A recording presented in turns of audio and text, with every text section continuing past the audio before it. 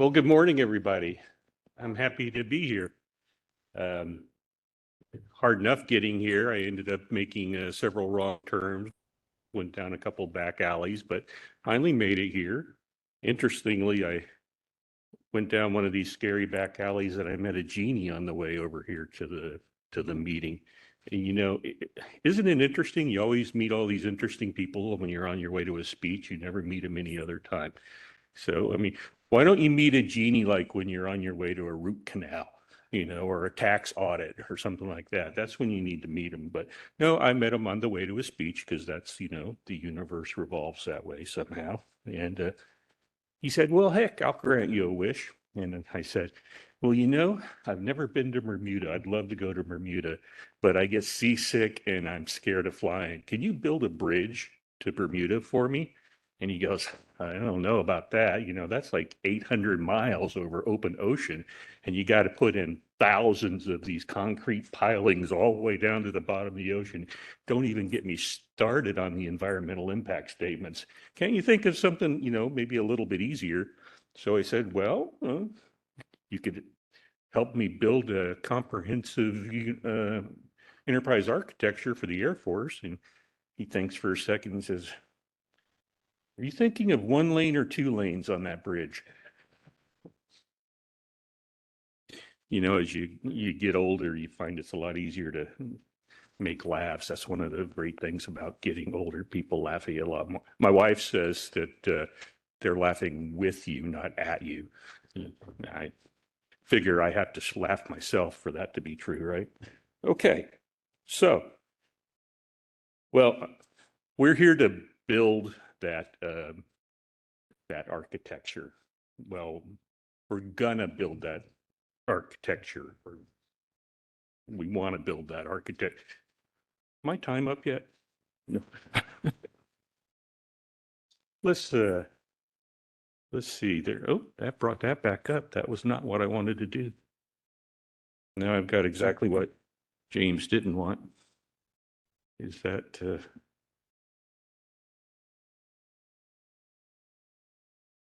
you push one and show active speakers? Up arrow. Look at that. Okay, now.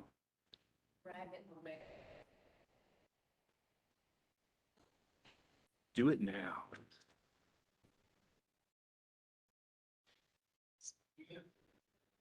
I was really busy this week, so I cheated and used the PowerPoint designer feature. And I thought this was a really cool picture. I thought this might be the dawn of enterprise architecture on Neptune or something like that. But hopefully for all of us aliens, it'll work. Okay, so what's the vision? My vision, I want to optimize the design of our forces, how many, what kind of aircraft, what kind of organizations we have, what they're responsible for doing, really how we fight wars right up there at the top level. So enterprise is the key word. And as we design our force structure, I want to ensure that all the forces in the organizations integrate together, logically and physically, in both the mission space and in the technical aspects. And then not just that they can share data and use the same kind of fueling ports and all of that kind of thing, but that the forces function cohesively together across all the different mission areas, from humanitarian relief down to the knockdown, drag out battles that we fight. And of course, as we do that, we want to be efficient and frugal, agile, adaptive, aesthetically pleasing, yada, yada, all of that good stuff that we're supposed to do. You can probably tell we're not going to take 45 minutes as we go through this brief. So questions are welcome. So how are we going to get there? Here's my approach. Developing all the future requirements and capabilities using UAF and SysML models so that we can build that logic into the model and make it analyzable. We want to develop an enterprise level architecture framework so all these disparate projects that are working can come together, link to each other under this framework, and we can look at it and we can see where the holes are, where the strong points are, where do we need to put our efforts to. And then we need a place for that collection to come. We find that just getting people in the same room like this or getting people into the same architecting environment, they naturally talk to each other, communicate, find out what the other person's doing, and share those ideas and start integrating them together.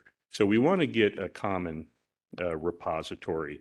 Now that itself, we found, is kind of a tough thing, really, which I'll go over here in a couple slides. So we're looking at ways to make a virtually common virtual repository. Don't touch the keyboard, okay? So what do I mean? And this is my personal little definition set here. It didn't come out of any of the NCOSI documents, et cetera. So feel free to ridicule it after I leave. You know, show it to your young kids, take it to kindergarten for show and tell. So enterprise level in the Air Force is where we talk about the mission. The Air Force has DoD right now breaks our Air Force missions into global vigilance, global reach, and global power. And the earlier version had functional areas like air and space superiority, globally integrated ISR, which is my area, rapid global mobility, et cetera, where we define what missions the Air Force is responsible for right up at the top level. In addition to ISR, our doctrine has 26 separate documents for types of operations that we do, as well as 2 documents for mission support operations. So we have a structure, we have a framework within the Air Force for what we do and how we do missions, but it's the old style. It's written documents, it's prose, it doesn't have direct connectivity, and when we change one, that puts several others out of date. Then capability level is where we say, all right, I know that we want X number of F-35s and X number of B-21s. That's the sorry, folks. That's the force design part. Now, what do we want them to be able to do? And that's the capability level.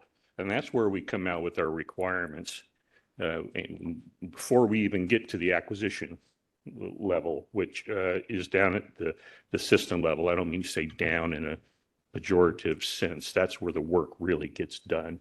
That's nothing comes together until you guys come together at that system level. Eggers, we have a question for you.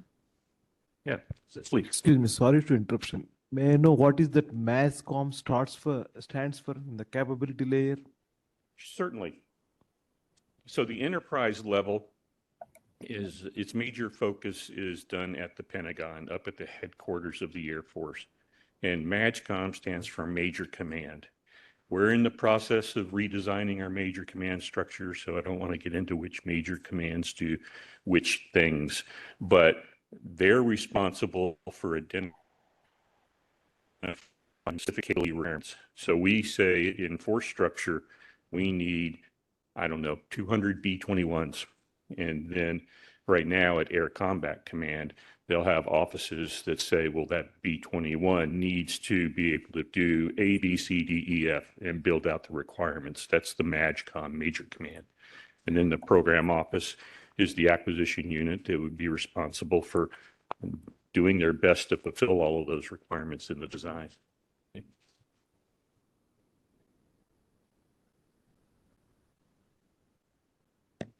So there's a lot of challenges, which probably shouldn't surprise you.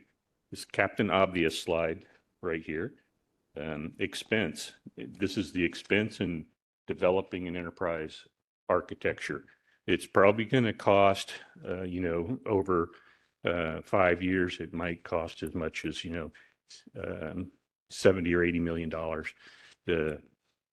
It takes talented people like you to come together. It takes software licenses that are very expensive and compute environments that we all need to gravitate to. Then we have the legacy processes. I talked about the doctrine, for instance, that we have as a legacy process, and our whole processes for reviewing and documenting requirements, which is very luckily looking towards UAF 2.0 to grow into. So that's a very good path forward for us. When you start talking about the challenges, sometimes it comes out as morose. It's like, how do we climb this hill? Well, we are climbing it. We're climbing the hill. Can I make it happen tomorrow? No, I can't. But we're going to climb the hill and we're going to get there. I may not be around anymore, but people will probably be better off then. So lots of documents on shelves, and we're still producing those documents. Then the senior sponsorship. So there's already wonderful, booming, growing acceptance at the acquisition program office realm of this. But up at the senior officer level, it's more at the area of an awareness of the potential, but not really an understanding or acceptance of the actual process and recognition of the value that it can give to the seniors in making their decisions about what to do in the future. And that's what we want to drive to at the enterprise. I did it again. At the enterprise level, right? We want to help seniors make those big decisions about how we structure our force. So how can we use UAF enterprise architecture to help them make those decisions? And the first step is we need to provide value to them in a way that they can recognize and they can absorb and they can use. And then herding the cats. Architects are wonderfully intelligent and motivated individualists. So everybody, I have to admit I'm guilty of this too. Everybody thinks the thing that they've been working on and thinking of for the last 6 months is just brilliant work, and everybody else should gravitate towards it. So yeah, it's mine that's brilliant work, and all you should just gravitate towards me because I'm a, egotistical intervention, whatever I just said, individualist also. But really, we need to find a way either to have everybody come together and agree on the standards, agree on the patterns, agree on the frameworks, or to be able to connect them together even when they're not, perfectly built or stored on the same site. And we're going to hear a little bit, I think, about that a little bit later today, right?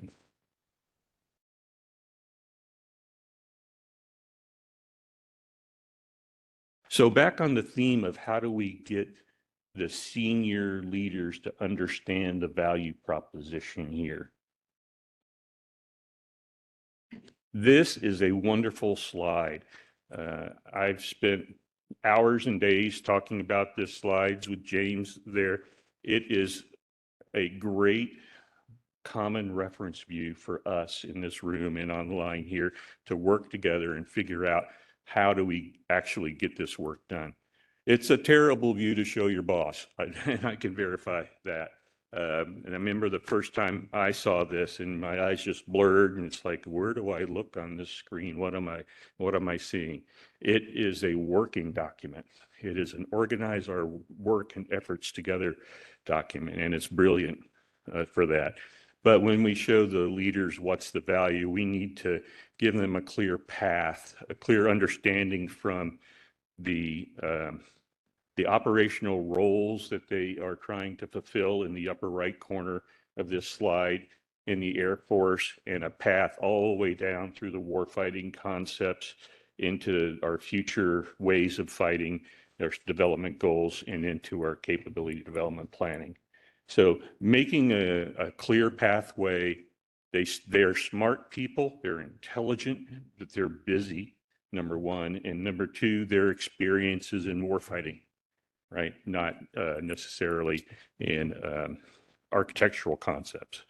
So making that clear path for them to think and see through the problem sets is a first step in getting them to understand it.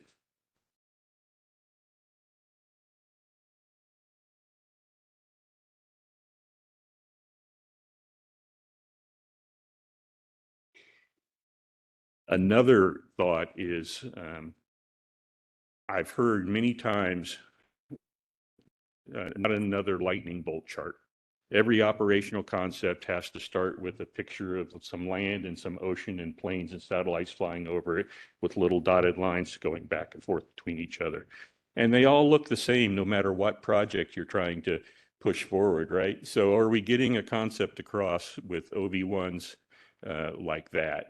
And I would advocate that maybe we need to do OV1s in a more conceptual manner, put the idea right out front.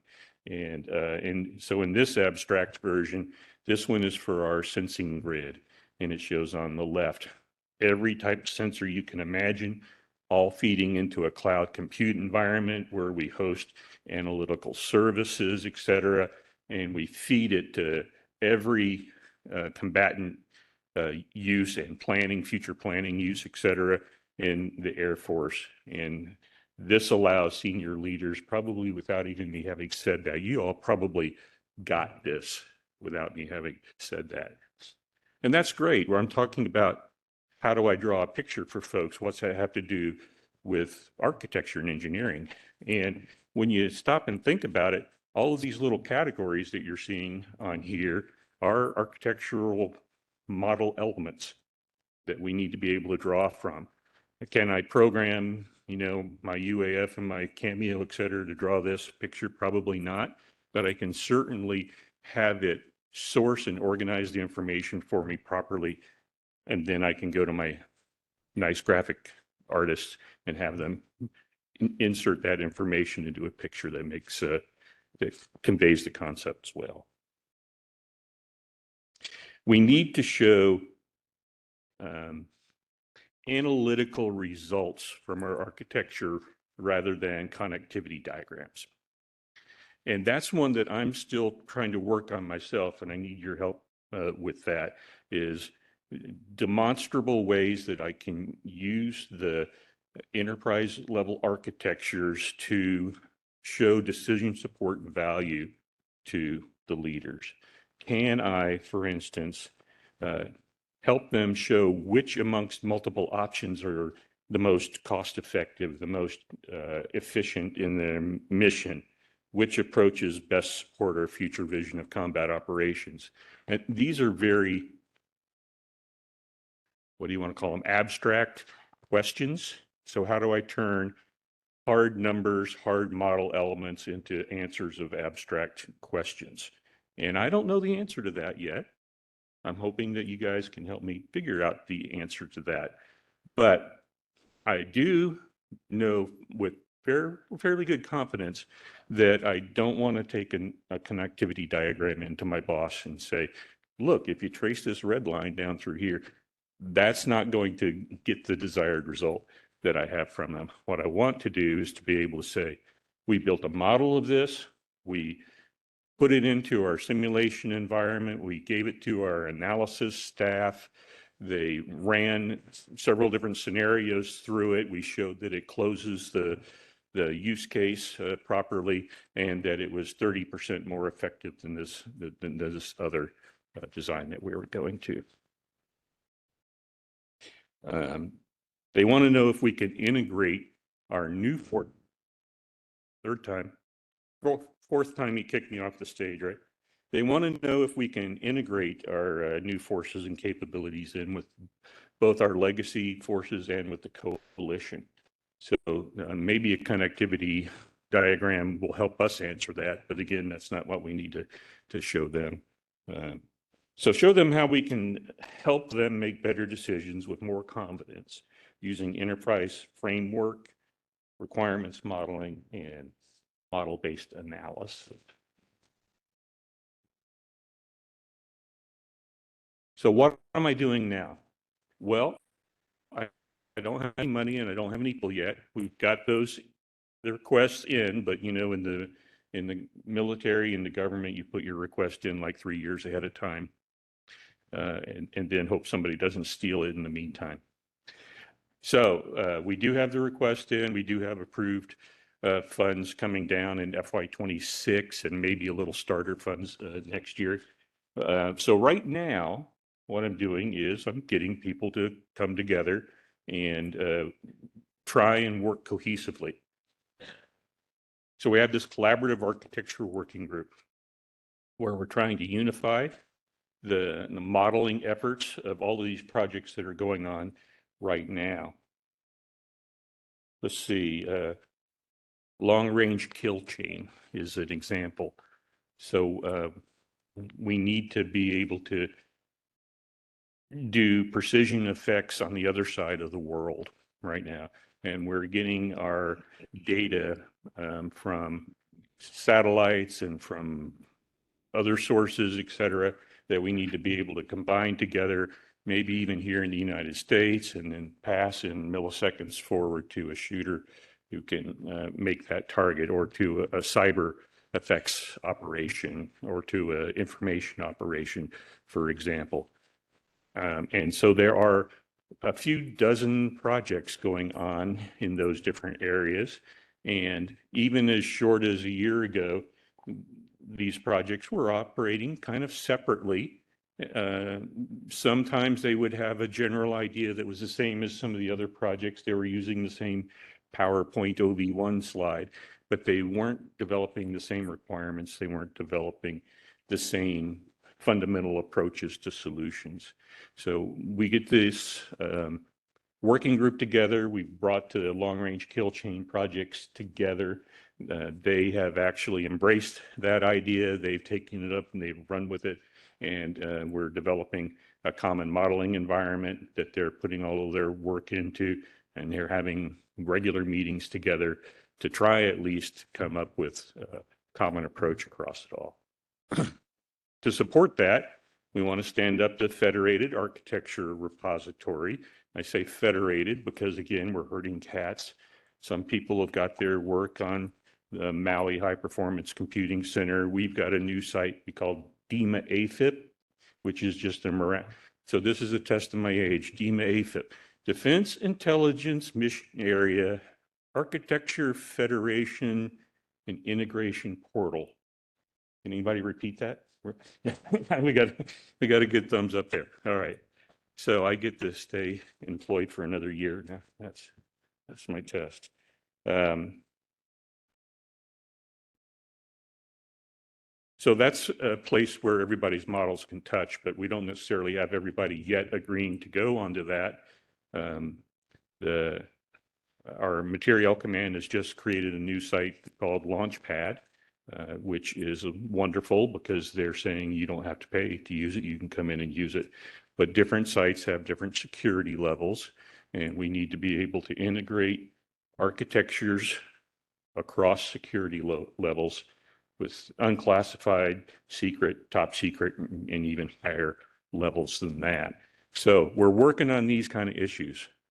If somebody wants to keep their work on a classified, segregated environment, how do we make their system actually touch the models on our DEMA AFIP environment so that we can do these analytical tests, so that we can ensure that they're using the same standards and patterns that we need for them to integrate with all of our work. Dang, I still got 35 minutes. 25 minutes. Good. That's even better.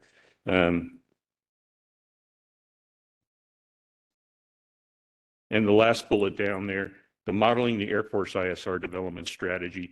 So the COG, the Collaborative Architecture Working Group, COG, is not an ISR working group. It just happens to be led by the ISR chief architect.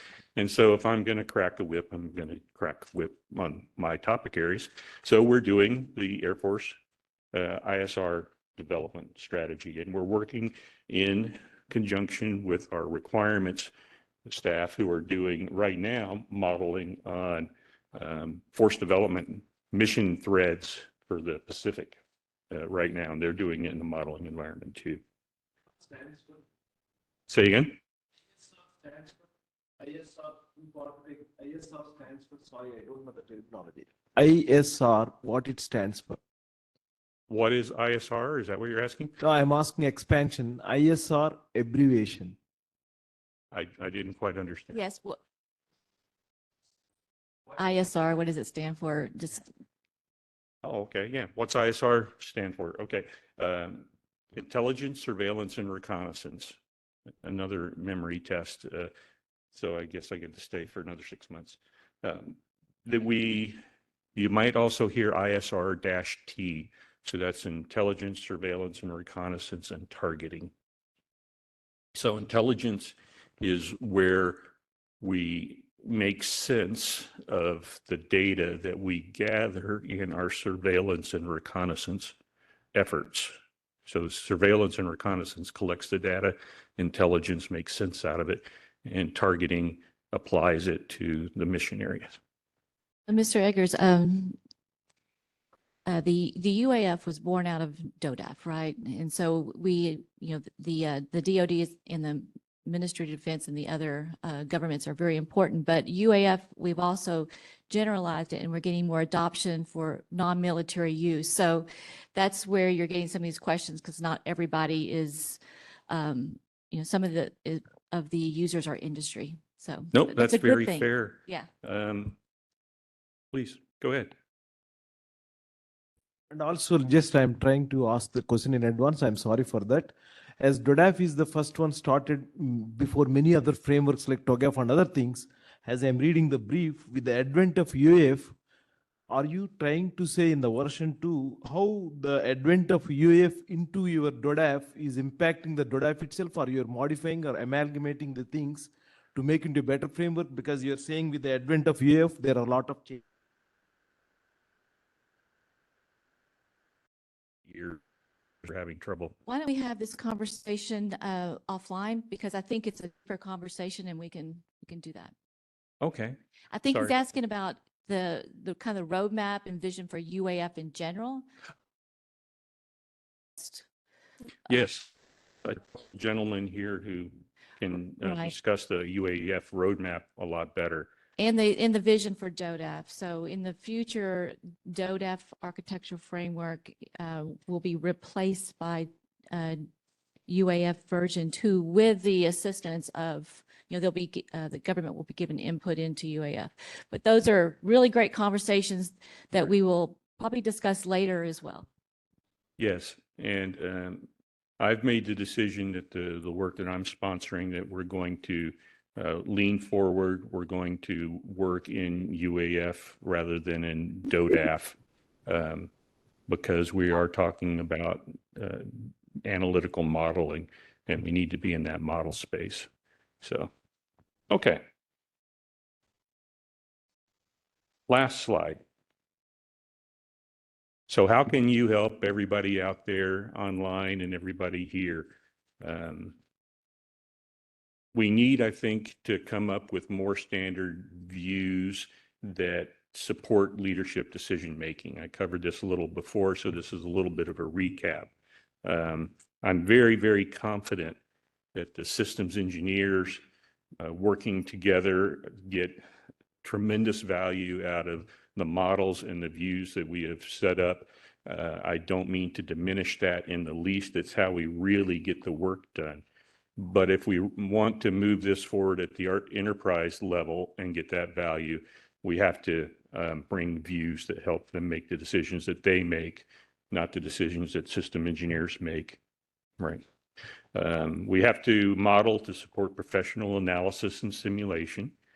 And those two are helping to see leaders make decisions. And then developing the standardized analysis products, developing the standardized patterns and methodology for letting us connect models across each other so that we can do system of systems analysis of that modeling are things that you can help us do together. And then all of us individuals in this room, if we can,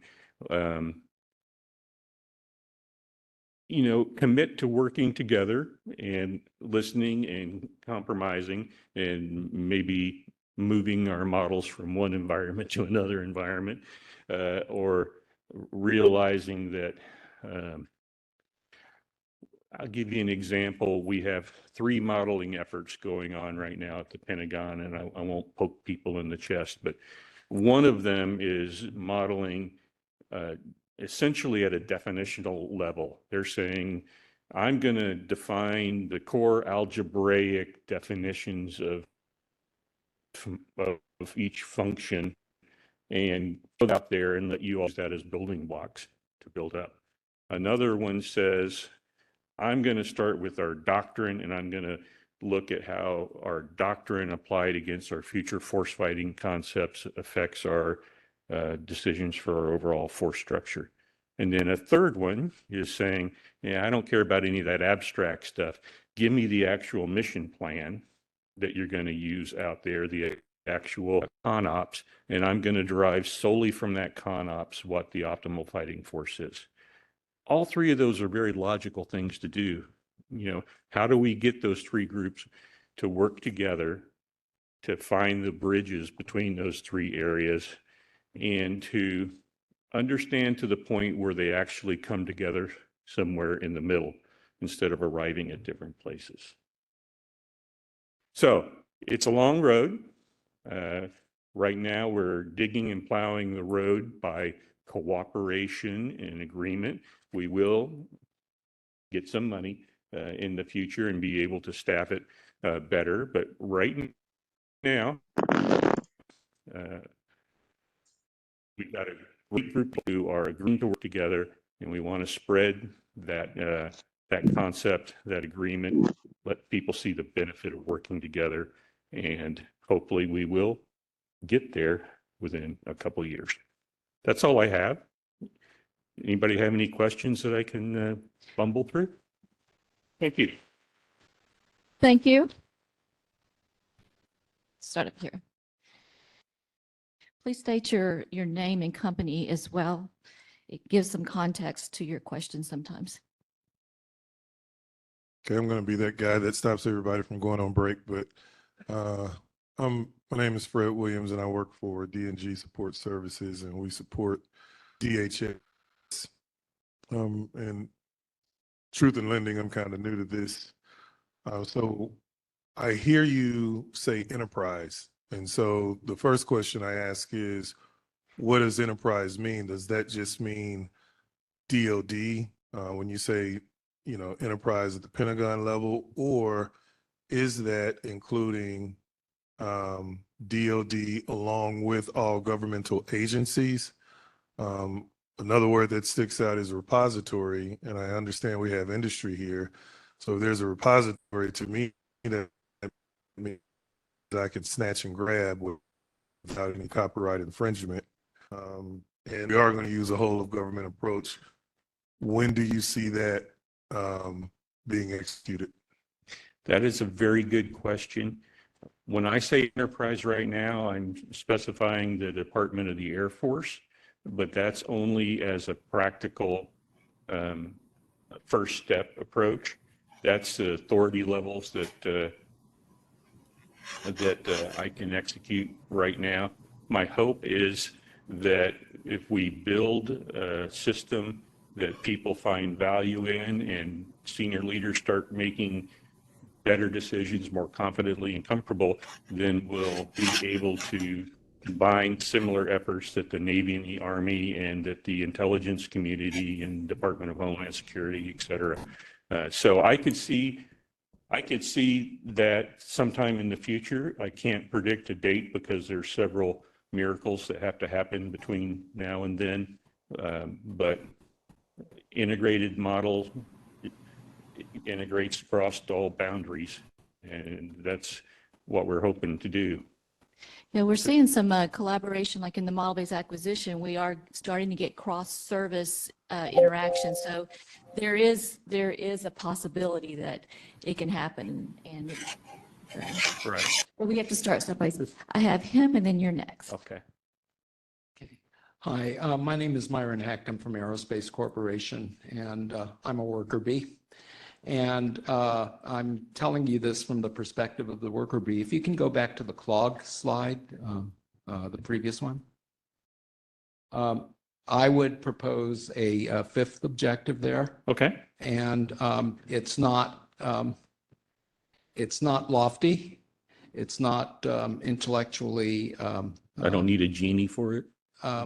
You do need a genie. Okay. And that's the problem of allowing models and people and groups to interoperate across security enclaves Yeah. and organizational boundaries.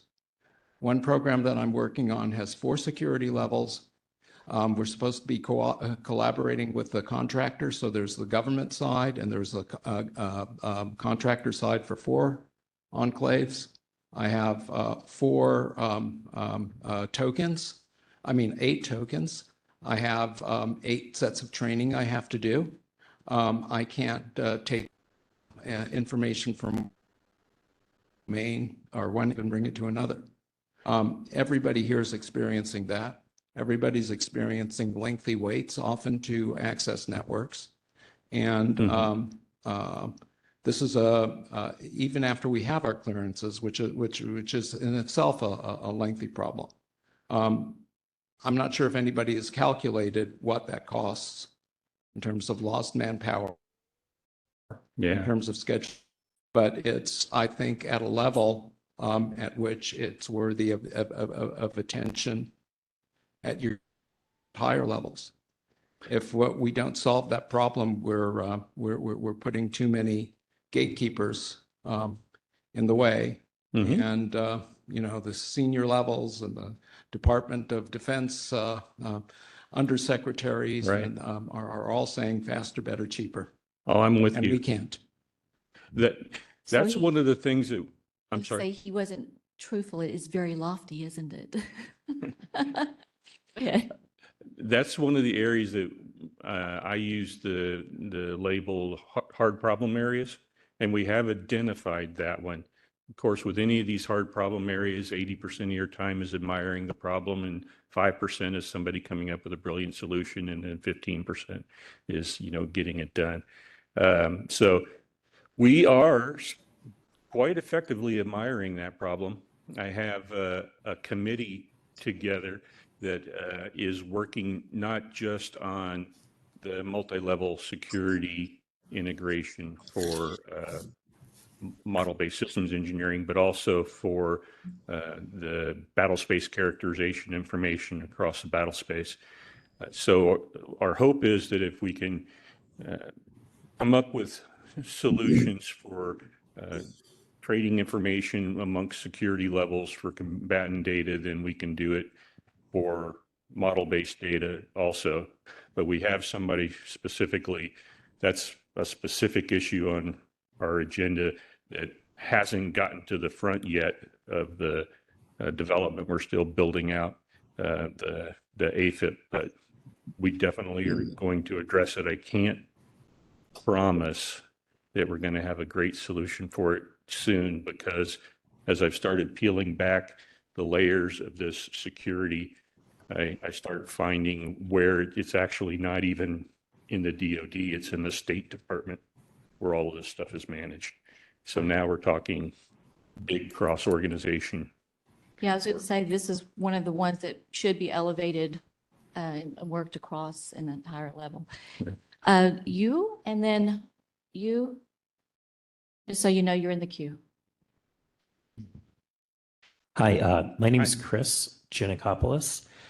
So I'm a member of Perforce. So we're a software vendor that helps government, finance achieve policy as code through different security frameworks like NIST, DISL, CMMC. Okay. So my question is, can you just expand on the value of policy as code for your United Architecture frameworks, as well as is there opportunities to get involved in some of those conversations and be a part of the mission? Thank you. Of what policies and standards that we adopt? Yeah. Something like the policy and standards code, and we're helping people understand and navigate CMMC 2.0 now, which is tied to NIST. So are these any things that are on your radar? The standards and patterns, interoperability are definitely on our radar. I think we're going to hear more from Tony Malia about how we're trying to approach that. There's all kinds of standards groups that are being run around the periphery, object-oriented, et cetera, for instance. So participating in it, the collaborative architecture working group, we generally run it at an unclassified level. We do invite contractors to work. We cannot pay anybody anything. So the invitation would be at your own expense for the hours, et cetera. But if anybody has something to contribute, that's a wonderful thing. So I'm gonna take this question over here because I'm over here and then I'm coming over there. Leonard Levine, DOD retired, so I have freedom to ask a question. Going back to one of your first slides, a colleague in the room here, I think, who may be here, would call that an elevator chart, where you simplify things for a decision maker. One of them was battle space management. Was that I one? remember Or something coming out.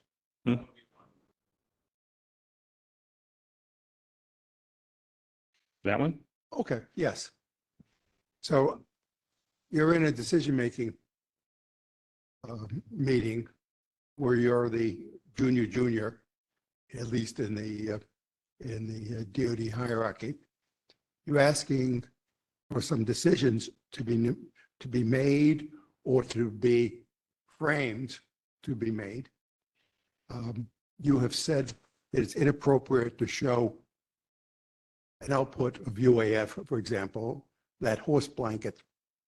Trust me, I've done all the. Oh, I'm with you. Yeah, you have rightly determined that that is never to be shown unless you could Right. somehow make it dynamic and show it this, oops, and I'm focusing on blah, blah, blah, blah, and it's like a 2x2 matrix.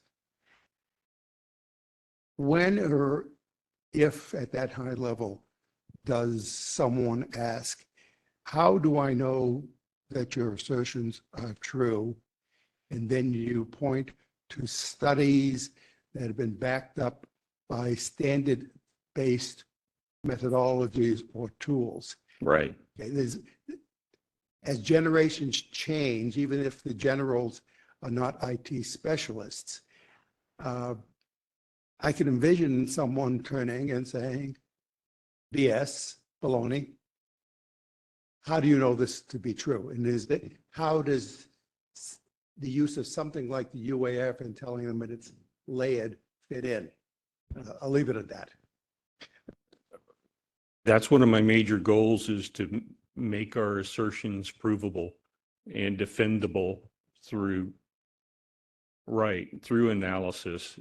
If we have a shop we call the A9 analysis, studies and analysis shop, and right now we use them quite a lot, but what we do is we bring them into a room, sit them across from a table, and talk to them for a half an hour and say, this is what we want you to study. I don't want us to do that anymore. What I want us to do is to take a SysML model or a UAF model and say, this is what we're thinking of implementing. You analyze this against these criteria and tell us what you see as the performance and the trade-offs, et cetera. And that should give us, I think, much stronger defensible evidence to tell the bosses when they ask those hard questions. Hi, my name is William Glasgow. For me, I work for Tailored Access LLC. Two things. One, I strongly suggest the use of the international standard called the strategy markup language. I saw the mention of strategy there. Okay. It's been around for a good while now, about 9 years, and unfortunately a bit underused. stratuml.us is where it can be found. Its history, it's associated with all government entities having to comply with the Data Act.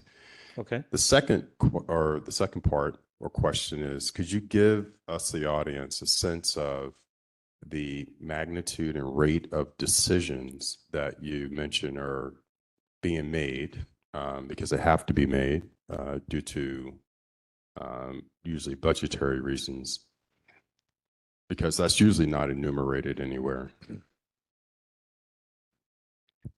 So at the top level, historically, first of all, strategy markup language, I wasn't aware of it. I'm going to look that up because we definitely have, we definitely want to be modeling some strategies in particular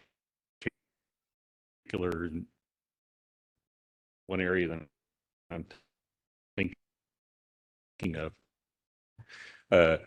my career here. I asked about the rate of decisions. Rate of decisions, right? That are architectural informed or not, however, Right. good or bad they are, but just give us a sense of how often this happens. So how often, we have a process called the JROC process, Joint Requirements Oversight Council system, right? And they meet no less often than once a month, and there's always issues before them to make decisions and approvals on. And then I'm also on an intelligence community requirements council that does the same thing. And we're talking 10, 15-year long programs, getting into the billions of dollars, major capabilities that we're going to rely on for defense over the next decades. So we're talking huge decisions, and with an almost continual process where somebody is looking at them all the time. Would you characterize it that way? Yeah. Okay. Aurelius, how are we doing on time? I know. One more question. Here you go. Hi, Daniel Winton, Aerospace Corporation. Given that the value of the UAF is as a communication tool between the developers of the architecture and the managers who need to make decisions, how invested are you in finding a common framework that will work across your various organizations so that you can push that down and say, hey, this is how you're going to build it? Because if you don't, you're going to have lots of disparate solutions that won't easily talk to each other. Yeah, I think the framework is really one of the central keys to everything.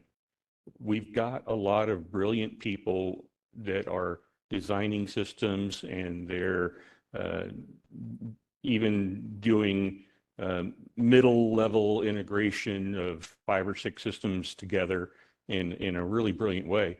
If we want to take the next step of being able to integrate across the enterprise, we have to have a framework, a mission-oriented framework for all of the pieces to both plug into, to know where they sit and know who they need to interact with. And that framework has to have the cross-frame boundary connectivity and standards for them to plug in together. It's absolutely essential. Thank you so much for your presentation, and we look forward to chatting with you during the break. And one of the other things that's going on is the use of not just the framework, but patterns and reference architecture. So we look forward to seeing, how we're going to be addressing reuse and patterns. And I know that you're going to be interested in that as well. Right. Aurelius? Yeah. Thank you all very much.